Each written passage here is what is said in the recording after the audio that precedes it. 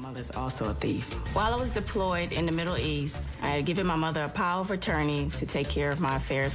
While I had the power of attorney, I ran to the bank. Every time I would take money out, I let Tiffany know when she called from Dubai.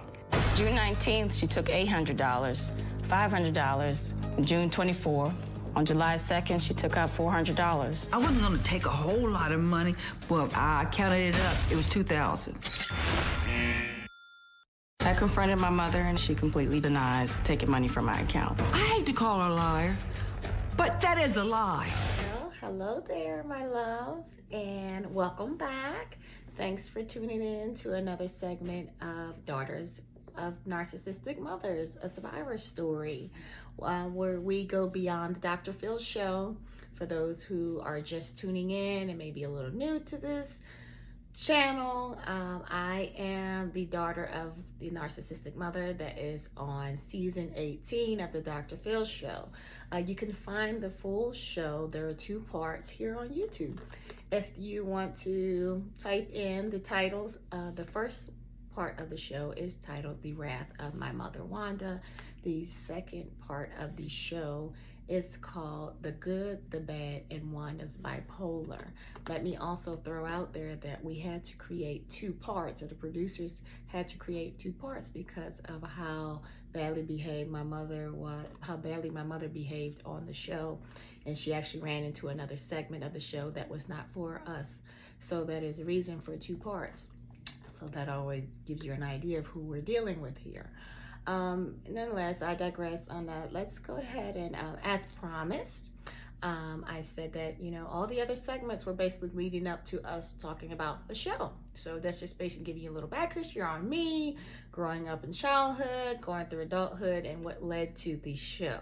We talked about some really hard things in that segment, anything from abuse to thoughts of suicide, although there's not good things, but I am a firm believer that in order for there to be change and to bring awareness, that we have to talk about it. And not everyone is that strong to do so.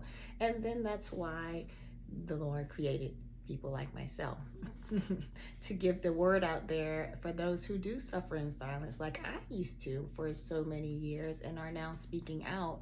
I am doing this also to not only inspire, but to encourage you all who haven't found your voice to do so. You are important and your voice matters. And hopefully I can encourage you to find that. And that is my sole mission, to speak out against this toxic dynamic of mothers, fathers. It could be anybody, relationship, toxic boyfriends, girlfriends, things of that sort, anybody. Encouraging to find your voice and no longer suffering in silence. I just happen to be targeting on a situation that is very taboo, which is thinking that there actually are mothers and fathers, but for me, mothers that do exist that are jealous and very narcissistic when it comes to their children. And we're talking about the dynamics of the mother and daughter relationship with those narcissistic beings. So as promised, let's go ahead and without further delay, let's go ahead and get right on into the show, shall we? So on today's segment, we're going to be getting into the first part, which is where I was in the United States Navy, and I was deployed out into the Persian Gulf for about 9 months and some change, and providing power of attorney to my parents, to my lovely parents, to take care of my affairs while I am away and being taken advantage of. But little do you guys know that there's so much more to that backstory. It's beyond stealing the money, as if that's already not bad enough, right? There's actually more to that, and we're going to get to that in just a second. But I always like to provide a refresher for those who have watched the show and for those who haven't quite tuned in, so that you can follow along. And then if you like to go back and watch the full show, you can. But I will also provide the clip as well. So let's go ahead and take a look at that, shall we? And I'll be right back to get right on into it, all right? Let's roll the footage. Some of the allegations that we're talking about here, that when she is in the service, she says that you steal money from her out of her account and you were on your medication when that was going on. That's right. And so every how time, is that? Oh, no.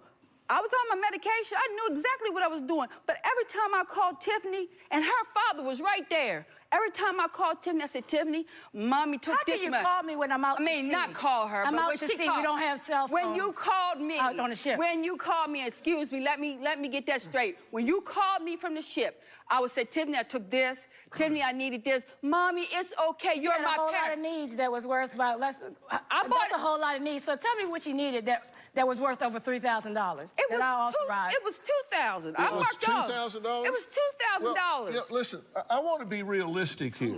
Because you're saying you do these things when you say, I don't lie, I don't steal. Well, maybe I do steal. You change it in the mid-sentence, but you say and why you gave her power of attorney. Yeah, exactly. I think to set me up. I don't, well, it worked. To set me up. To set me up. Because this is in 2015 when you are on your medication. You're on your medication at this time. When you called me from the ship, I would say... Look at some of the allegations that we're talking about here, that when she is in the service, she says that you steal money from her out of her account, and you were on your medication when that was going on. That's right. And so every how time, is that? Oh, no. I was on my medication. I knew exactly what I was doing. But every time I called Tiffany, and her father was right there. Every time I called Tiffany, I said, Tiffany, Mommy took this money. How can you call me when I'm out to sea? Not call her, I'm but out when to she sea. called, We don't have cell phones. When you called me out on the ship. When you called me, excuse me, let me get that straight. When you called me from the ship, I would say, Tiffany, I took this. Tiffany, I needed this. Mommy, it's okay. You're my parent. A whole lot of needs that was worth about less. That's a whole lot of needs. So tell me what you needed that was worth over $3,000. That I authorized. It was $2,000. It was $2,000? It was $2,000. Well, you know, listen, I want to be realistic here. Because you're saying you do these things when you say, I don't lie, I don't steal. Well, maybe I do steal. You change it in the mid-sentence, but you say and why you gave her power of attorney. Yeah, exactly. I think to set me up. I don't, well, it worked. To set me up. To set me up. Because this is in 2015 when you are on your medication. You're on your medication at this time. And here, 619, withdraw $800. Your reason? I had power of attorney. We asked you. You said, your reason? I had power of attorney. Withdraw $500. I had power of attorney. $400. I had power of attorney. Oh, I never withdraw. That's not right. I never withdraw no $400. So no. So my bank statements are a lie. I sent the bank statement in too. I have the bank statement. How can you, when it's my account? Look, you see, when I had power of attorney, I ran and got him. Oh, hold it. You see this right here? You see these images right here? Fix it, Jesus. These are the bank statements I have in the background to show that I have them. I can bring them out and circle this for you. But I didn't make these transactions up. These are the dates, these are the times, these are the reasons that you've given. And you said that it was $2,000, right? I thought I counted $2,000 when I counted and sent it in. Well, I counted it up. What you count? Well, I counted up $3,905, not $2,000. No, I don't remember taking all that, no. And I was on my medication. But every time I talked to you, Tiffany, I would tell you, Mama took this out there. Those dates, and some of the dates we were out to sea. We had Ramadan, so we couldn't come in for Ramadan. So please tell me when you had this discussion. Tiffany, you had bought, what did And I set the power of attorney for my father. Yeah. He had the documents originally. It was set for him and for you. Wouldn't you took there every time I talked to her. Don't look for Daddy to solve everything because you're so used to him being your crutch. And I'm so happy he's out on the, he's not on the stage. You have hid behind my father for years. He has always been the spokesperson. I would not sit up here and constantly listen to you. You know why? Because when I called you Tiffany, you would never listen to nothing I said. You would say, liar, liar, liar, liar, liar. Hang the phone up. I used to be a terrible liar. When I was off my medicine, I was a terrible liar. You just made a lie a week ago about me. No, I didn't. What? A week ago? The social worker and them coming over to the house, so you don't remember that? You just said it. I just said it. So that wasn't a lie that was recent. I tell when I lie. You used to be a liar, but you just lied last week. Tiffany. Okay, excuse me. Are you on your medication now? Yeah, Mama. I had to take. Yeah, come on. So this is you on your medication. This is me on my medication. Okay, we're going to take a break. But I just want to be sure you're on your medication now. Tiffany, Tiffany. You're on your medication Yes. now? Okay. We'll be right back. For those of you, hopefully you're still with me. You've said a prayer after watching that segment, because this is just the beginning, right? So as you can see, true to form, she denies spending any part of my money, or stealing it rather, and that she has communicated with me in all of her transactions, which couldn't be far from the truth. And for those of you who have service members in your family, or are a member, or was a service member, you do understand that that's not true, right? All right, so we'll start from the beginning. So it's to note that I had been going through a lot of things before deployment. I had just got out of a really bad marriage, or got away from a really bad marriage, toxic marriage, who was a heroin addict, God rest his soul, which we'll get into that as well, to talk about that, because that all ties into abuse, codependency, all of those things, things that you don't think, will follow you from your childhood. The abuse and the trauma will follow you into your adulthood, and in ways that it shows up. Doesn't have to be through alcohol and through drugs. It could be in relationships of that sort. So we'll definitely break down those aspects by me sharing my story and things that I've been through in marriage and relationships. So, but we'll save that for another day. But just to glance over that, he was a heroin addict. I had lost a child. I hadn't had a chance to quite mourn the loss of my child. I was 5 months pregnant when I lost in the midst of my marriage. So not only was I losing my baby, I was losing my husband as well to this horrible disease out here, what I call Lady Heroin. Okay, and I was no match for her. But I had a deployment. I still have my obligations to Uncle Sam and my country, so I had to leave. And so I left, and prior to me leaving, my mother had came up to Virginia, as well as my father and my sister. Nobody's really been here with me through my deployments, or, just in general. It's kind of lonely, when I've always been away since I was 17, 18. So this is normal for me, but it's nice to have the support. So they decided to come up and to support me in sending me off to deploy.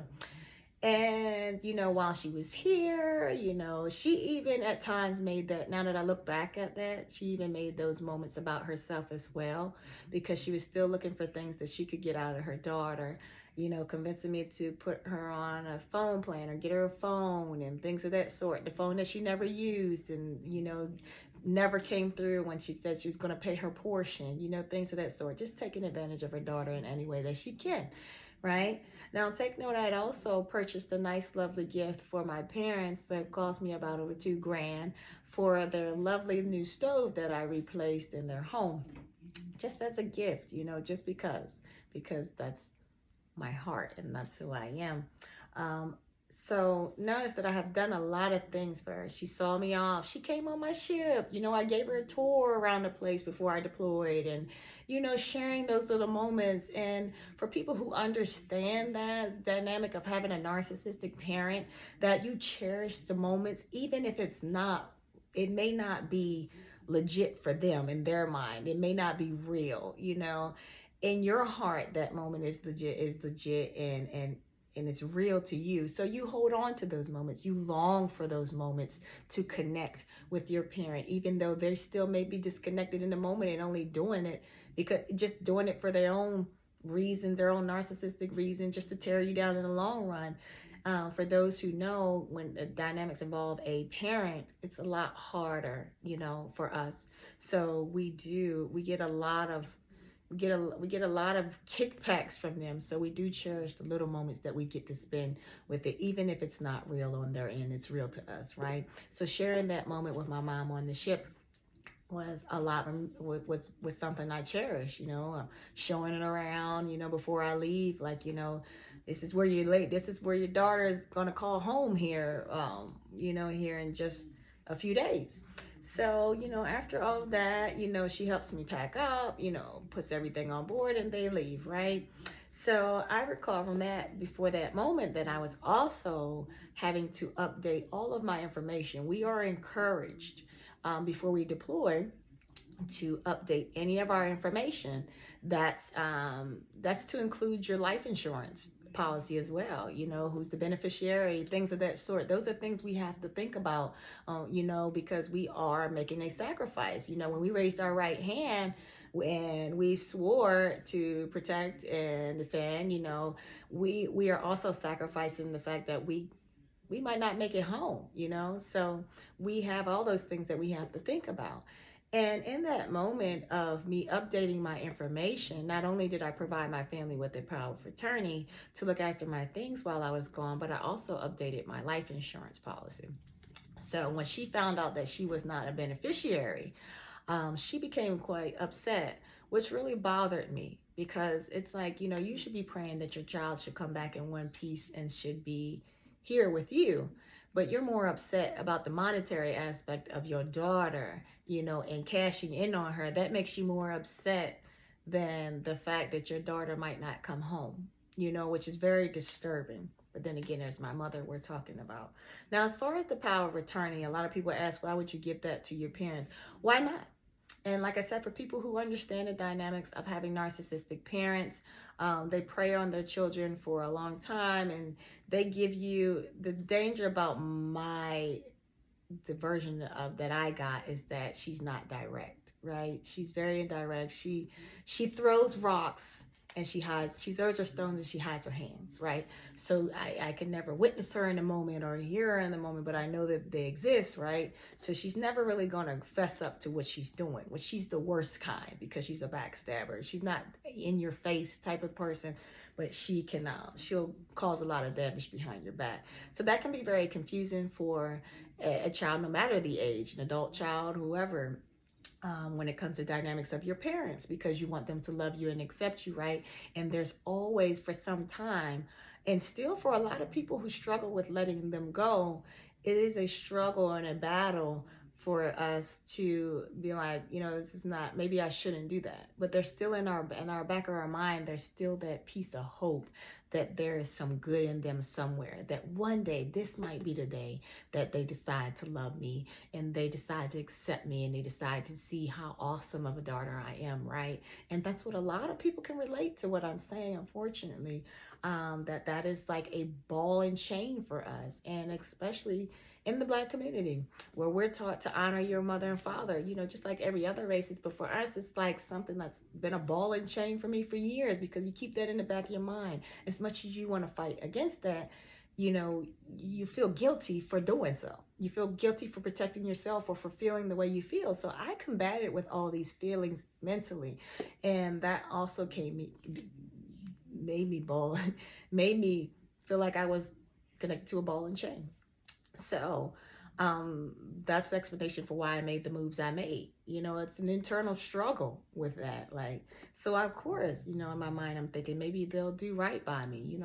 It's all I got at home, right? I need somebody to take care of my affairs. And I've always been the one of my independence to take care of my own things. So I left everything there. I left my brand new car, my baby, my brand new Camaro. I left my dog. We'll get into that later on, but he was also like my support dog, because he was there throughout my marriage to my drug addicted husband at the time, who was strung out on heroin, and he was all that I had in the midst of that trauma. So he was very precious to me. So I left him there, and I left the power of attorney to say, hey, if anything happens with anything else, This is basically granting you permission to take care of that. If something happens to him, he needs to go to the vet. Little things. The only thing that I granted permission for my parents to do is like to withdraw or for small things. If you need gas money, I know my dad was the only breadwinner in the house at the time, and my mother's not working. Hence why she has all the time in the world to create all this trouble, right? So she's not working. So I'm thinking, like, if you need gas, if you need something small, you don't need my permission to withdraw. Gas like $30 or something, right? Reasonable, right? But never did I grant permission for anybody to take anything above that out of my account. And I said, if it needs to be ran past me. That means you need to email me, because you can't access me out to sea through phone, correct? Right. A lot of people know there's no reception out to sea. No, we don't have the luxury to call home when we want to. Sometimes we're completely disconnected from the world and we have no clue what's going on until we resurface at a port visit or something of that sort. So I'm not as accessible as she makes me to be on the show. And for every other service member or people who are tied to service members, married to them, brothers, sisters, uncles, know that that's not the case too, right? That we're not accessible like that, especially on a naval vessel. It's not that easy as she makes it seem.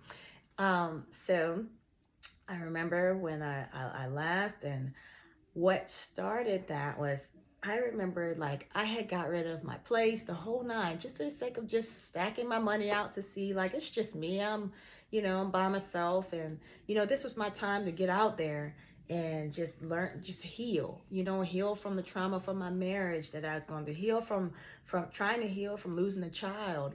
All of this was just go, go, go, because I was a service member. I had no time to stop and grieve, and dealing with a mother that I was grieving as well.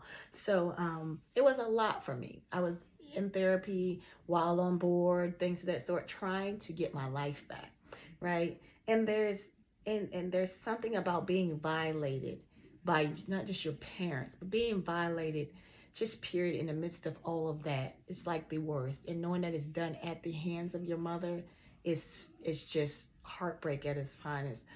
Well, I remember one day during my shift, when we do have time or we have the access to our computers, I did check my account. There really is no need for me to really check it quite often, because I got rid of everything. So I have my car note, I have car insurance, my phone bill, because I still use my phone when I hit my port visits, things of that sort, little bills. So I'm just checking just to see how we're doing here. What's the growth looking like in the bank account? And I noticed my numbers were off a little bit. So I checked my numbers and I started going through my statements, and I started to see that there was in-branch transactions going on. In branch, I'm not home, okay? There's no Wells Fargo out here in the Persian Gulf.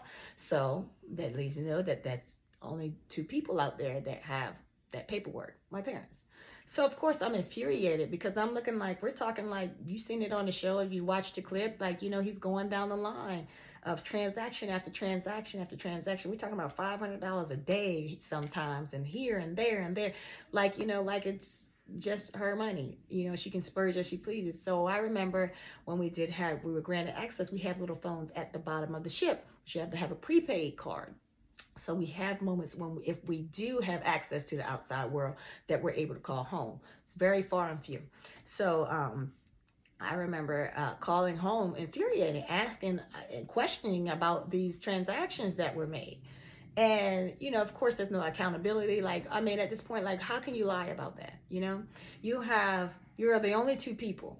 And, as much as my father was just to blame, on the show and aware, I know that he wasn't taking the money out of the account. I know only my mother could do something like that.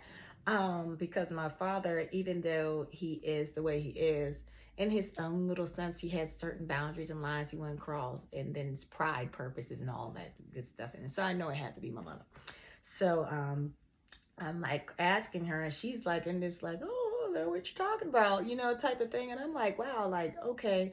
So we discussed that, and there's only little I can do, right? Because I'm overseas.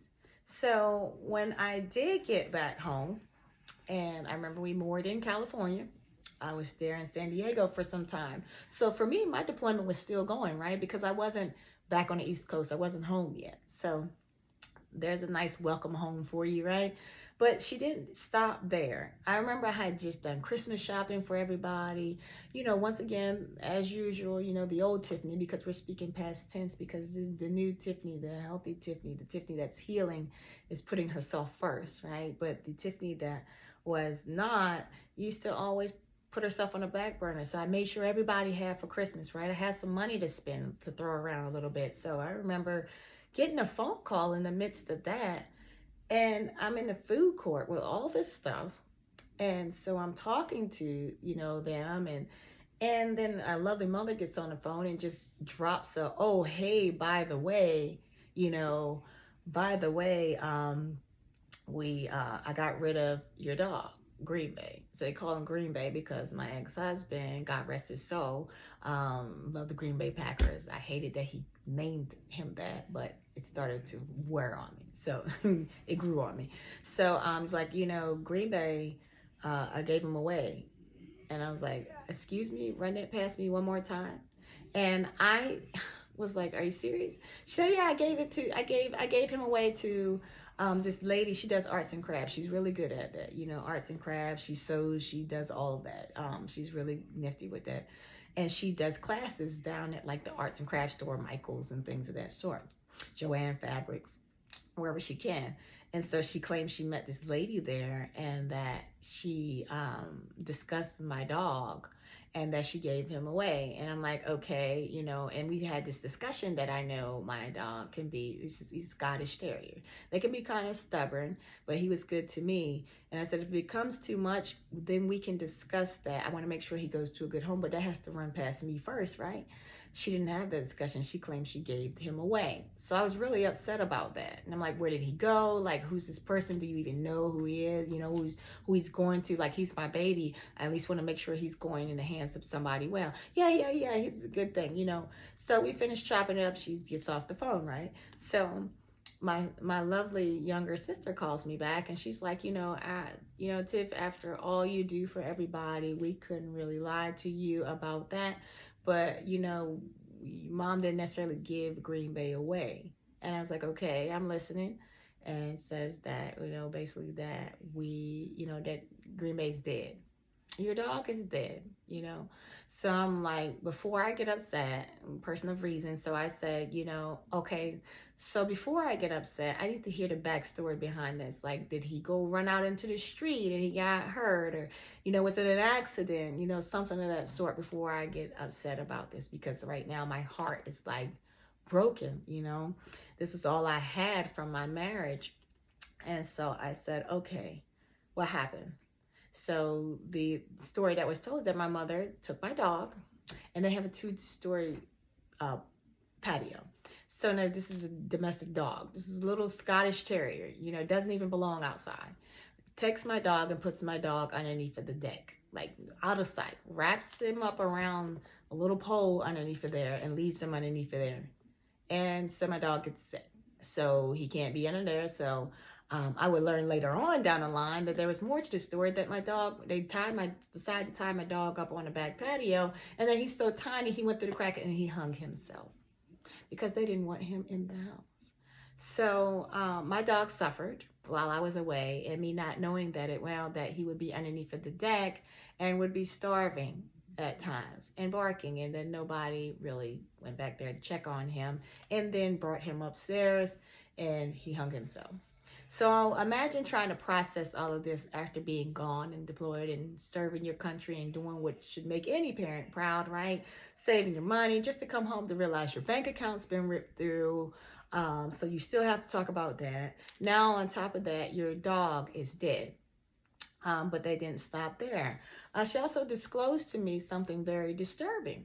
So on top of that as well, that her mother had a discussion with her and my father, and to tell them in front that she had thoughts about killing them both. And I cannot make this up, people. I cannot. And this was verified by my siblings as well, who were present, that she thought about smothering my sister with a pillow and killing my brother.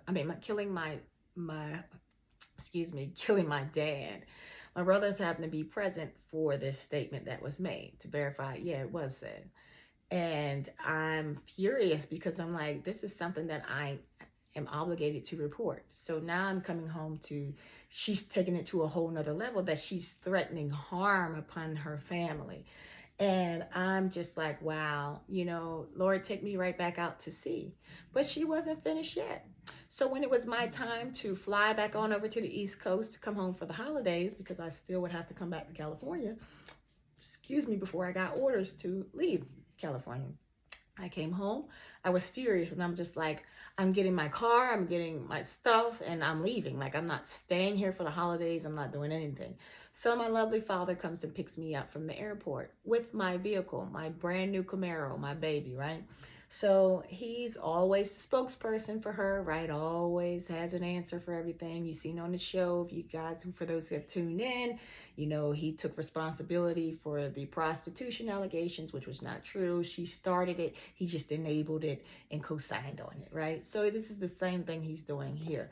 So he comes to the airport, welcome home, girl, blah, blah, blah, blah, and all this stuff. So he's sitting in my car with me to drive me to the house or home.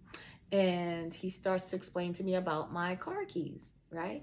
And so I'm like, car keys? Like, you know, he's saying, just before anything, you know, just let you know about your keys. Notice that these keys are not cheap. And then nobody thought to replace their daughter's stuff, but claimed that the keys were gutted out. There's nothing to push on the key fob. And the explanation for that was that my mother pushes on it and just her nail and what, you know, wore on it and accidentally, you know, gutted out my keys to the point where there's no buttons left to push. Here, I've had the keys for how long, and I pushed them all the time, nails and all, and didn't get the same result. So I know this was done on purpose. I know that she was envious of the fact that I left the vehicle for my father to take care of because he's a mechanic and he's a little bit more responsible with things. So I left it to him because I trusted him more. So of course she took her time to try to do some damage to my vehicle. You know, little things, the side of it part where the wires were showing, like little things she would do that was not left in shade. This is a brand new vehicle, guys.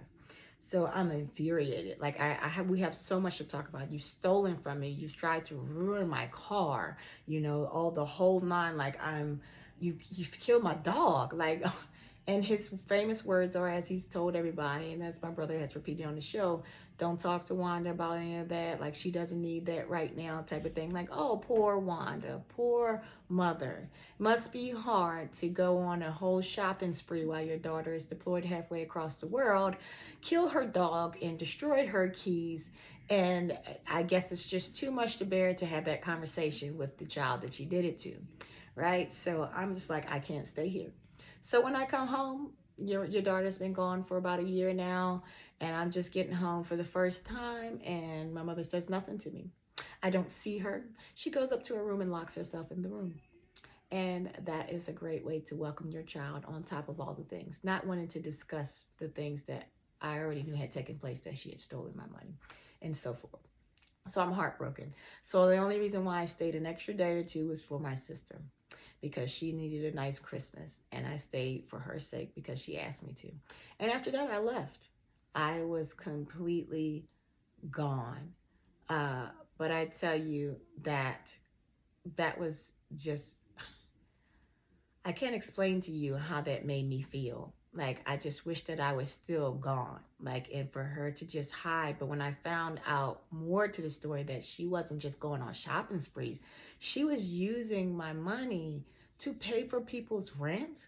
She would tell people that she claimed that she would come in and ask me, and her way of asking is like, yeah, give it a little time, go to the bank, get a little bit out, you know, make it look like Tiffany just said yes. And in reality, I'm overseas doing what I need to do, and not realizing that my mother is being, not only just being a thief, but being Peter Pan, you know, giving back, giving to everybody. You know, it was very, I just felt completely violated. I felt like, I mean, like, wow, you would really take it this far. And I was so infuriated that I actually did call the bank. And this is the part, once again, where I keep reiterating that saying in our mind, that scripture to honor your mother and your father was embedded in your mind. That I got to the extent where I was calling the bank to file a report on her. And when they asked me who it was. Do I know the person that stole the money out of my account and used? I said yes. And before I could get that far, I hung up the phone. And I didn't file a report, guys. I did not file the report. Her title held so much weight in my world then, just because she's your mother. And that's, like I said, it's taboo. Who goes against their mom, right or wrong? You're supposed to stick in there with your mom, and nobody's perfect type of thing. And I let it go. But I didn't let it go in here or here. I let it go with her. And so would be the case for a very long time before I decided to say no more. But let me tell you something. That deployment really did, if anything else didn't show me how far she would go, and that she didn't care. Like, she really didn't even care about my feelings. She didn't care that I was home. She didn't care that I was working hard. You know, to her, whatever is mine is hers. And because she's my mother and because she gave me life, she has access to that and doesn't have to ask. Now on the show, you see that she claimed that she checked in with me in Dubai. We were all over the place. We were not just Dubai. We were in London. I was in Singapore. I was in Bahrain. I was all over the place. So it wasn't like the way she put it on the show was like, hey, I just reached out to her. She reached out to me from Dubai. You know, no, I wasn't in Dubai that long. And we were out to sea more than anything. But when we did hit port, there was not a lot of conversation of that. But for her to go to that extent and lie and to say that she counted the money and that she sent in my bank statements, which was another lie. She doesn't have access to my statements. The producers asked me specifically to submit them, and Dr. Phil read them over before the show. But that shows you how far she would go to lie. And her lack of accountability is just disgusting to me. And everybody just went back to normal after that. Like nothing happened. Like I had already been destroyed enough and trying to recover from my marriage to a drug addict. I'd already lost so much and recovering from a child. And now I have more on top of that, recovering from a dog, which I meant to add to that isn't the first dog that has died in that house. It just happened to be my dog. But let me tell you something. My parents have had a whole graveyard in that backyard. I could go down the line and I count about 7 or 8 dogs that are sitting in that backyard today. Some that have been hung, same method, wrapped underneath the porch, left out there. My mother gets all these animals, right? She wants a dog. She's like a little kid. She wants the little kids that want dogs and want pets, don't understand the responsibility, don't want the responsibility that comes with it, you know. It's acceptable from a child, like it's understandable from a child, but for her, it's just like replacing the next one after the next one. So she would get these animals, and my dad wasn't really so fond of getting the dogs, you know, because you knew that he would be the only one to end up taking care of them, which was the case. But she would get these dogs and then neglect them. She'd bring them in the house, throw them in the backyard. That dog would die. Then she would repeat itself. Second dog died. Third dog died. Oh, the fourth one hung itself. Oh, the other one was tied underneath the deck and got sick, eating whatever's under the desk. And it was a repetitive cycle. And I remember looking back one day and counting the amount of animals that had been neglected and died at the hands of my parents. And it made me sick to know that mine was added onto that too. And there's a recent one that's just passed, from my understanding, to their neglect. I remember seeing him, and he's a great dog. An amazing dog, so good. The last one that just passed last year, from what I've heard. He's been in the family for a long time. They call him Knight, little black dog, really sweet dog, very good boy, has like an old soul. And they would I've watched them get so angry with this dog, right? Get so angry with this dog for little things, for staring at them. I kid you not, for staring at them. They couldn't stand the idea of this little dog staring at them in admiration. So they would pick him up, throw him in the cage, throw him outside. And because he's reacting out of being nervous and he's acting out like most dogs do that are neglected, you know, he's never pooped in the house. He decides to poop in the house. gets tore apart, you know. And I remember coming home and the dog having patches and fleas and, you know, this precious dog, and I'm trying to save the dog, you know, along with my dog that I have. She's my baby, you know, and them being disgusted at the idea that I actually put out money for the health care of my dog. Oh, I can't pay that kind of money though. You paid $70, $80 for a tablet for some fleas? Yeah, it couldn't be me. And I'm like, well, that's exactly why you don't need an animal.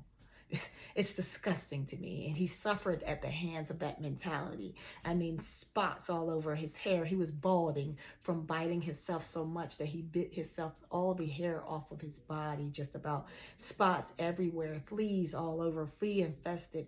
And he became sick, and I said, that dog's gonna die. And he did. And we add him right to the numbers as number 8 or 9 to the backyard. Just dig a hole and throw him in the backyard. And to know that one of mine was back there as well makes me sick. So just understand like what that meant to me too as well in that moment when I got that news. But the fact that she lied to me about it too, as she's lied about everything. I'm like, wow, you know, my mother's Satan in a human body. Satan in a human body. But we'll stop right there with that, because that's us dissecting bit by bit. I don't want to roll into anything else. The next segment, we're going to get into a little bit more of the show. For those who have just tuned in, like I said, feel free to go back. There's more other parts to this before me getting into the show. Like I said, you can YouTube this show if you want to see both parts. First part is The Wrath of My Mother, Wanda. Second part is The Good, the Bad, and Wanda's Bipolar. Both full episodes can be found here on YouTube. Don't forget to subscribe. Don't forget to comment. Don't forget to like. And most importantly, don't forget to share, because my sole mission for sharing my story is to bring the others out of silence. And I want their voice to be heard. I want them to know that their voice matters, to know that they're not alone, and that there are people like myself who understand, who have lived it and getting through and healing too.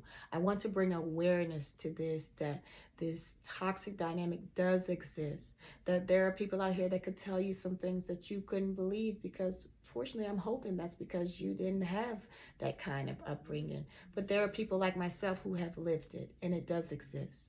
And we need to bring awareness to it. We need to encourage people who see it to speak up. This is my sole mission. You know, I should not be silenced anymore.